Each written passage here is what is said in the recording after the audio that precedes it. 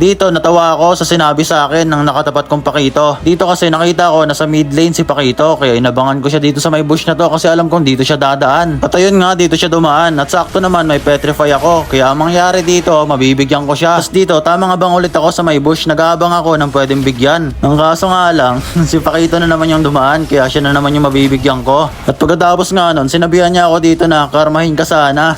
Ang lala no, nananakot.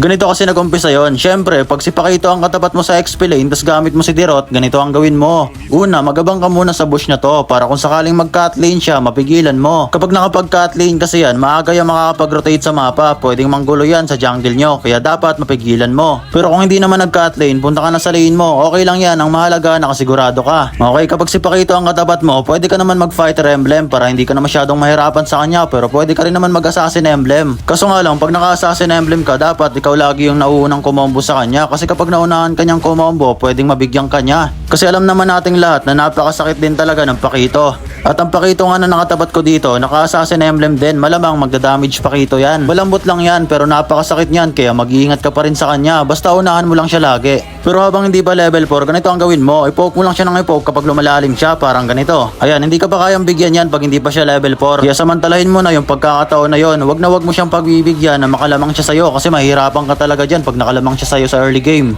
Marunong din talaga yung nakatapat kong Pakito dito kasi hindi siya pumapalag sa akin, alam niya na hindi niya pa ako kaya. Tapos dito, nag-level 4 na ako at nakuha na ng core namin yung turtle doon. Ayan, pag nag-clear kayo ng lane nyo, pagkatapos nyo mag-clear, huwag kayo mag-stay sa lane nyo. Pwede kayong mag-rotate o mag-abang-abang sa mga bush ng pwedeng bigyan. Ayan, tamang abang lang ako dito kasi pwedeng dumaan dito yung Pakito pagkatapos niya mag-clear. Dadaan nga sana siya dito, ang kaso nga lang, nandito yung Lucas nila kaya nag-out na lang ako. Tapos minsan, ugaliin nyo rin yung ganito.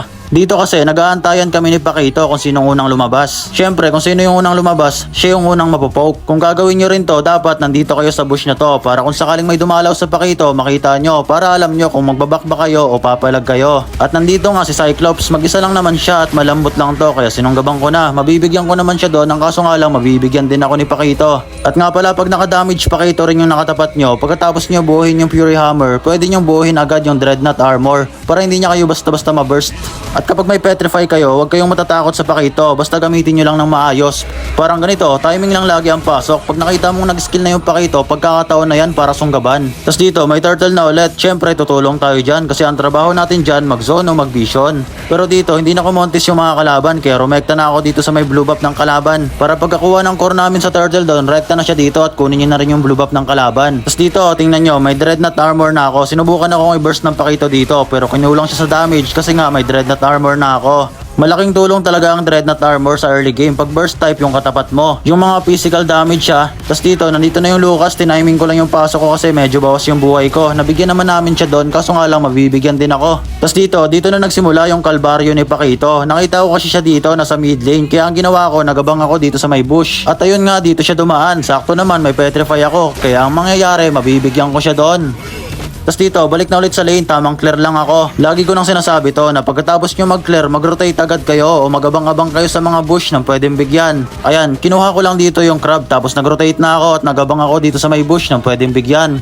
At maya-maya, dumaan si Pakito kaya sinunggabang ko na. Wala akong petrify dito pero mabibigyan ko pa rin siya. Mabuti na lang nag-ultimate yung Zetchan.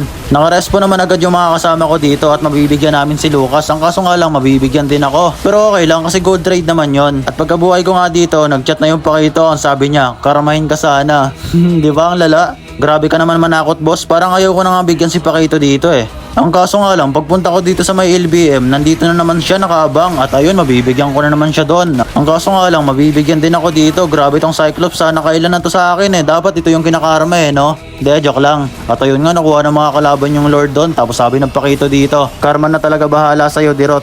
Grabe ka naman boss, natawa talaga ako sa kanya dito eh. Huwag ka naman manakot ng ganyan boss. Sige na nga, hindi na nga kita bibigyan. Last na to, promise. Lagi ka kasi nagpapakita ka sa akin eh. Kaya ayun, nabibigyan ka na nabibigyan. At ayun lang muna guys para sa video na to. Kung umabot ka hanggang dito, grabe, napaka-solid mo. Maraming salamat sa'yo. Paalala lang, hindi naman ako nagmamarunong o nagmamagaling.